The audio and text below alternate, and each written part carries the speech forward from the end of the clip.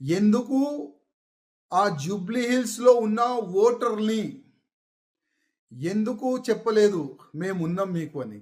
మా బీజేపీకి ఓటేయండి. మాకు ఇవాళ గెలిపియండి. మాకు గెలిపిస్తే నెక్స్ట్ బీజేపీ గవర్నమెంట్ వస్తది. ప్రతిసారి చెప్తారు కదా అక్కడిక్కడ.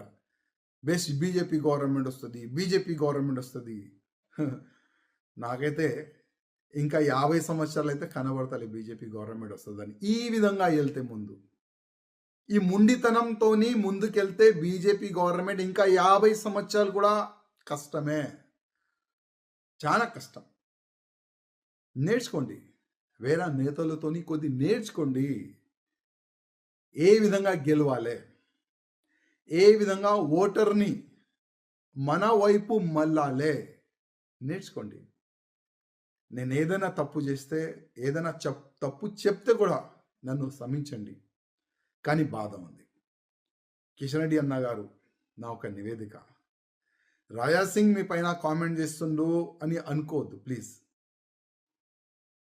ప్లీజ్. కానీ పార్టీ చనిపోతుంది తెలంగాణలో. కాపాడండి. పార్టీని కాపాడండి. ఇదే నా ఒక్క నివేదిక మా కిషన్ రెడ్డి గారితోని, మా బండి సంజయ్ గారితోని, మా లక్ష్మణ్ గారితోని.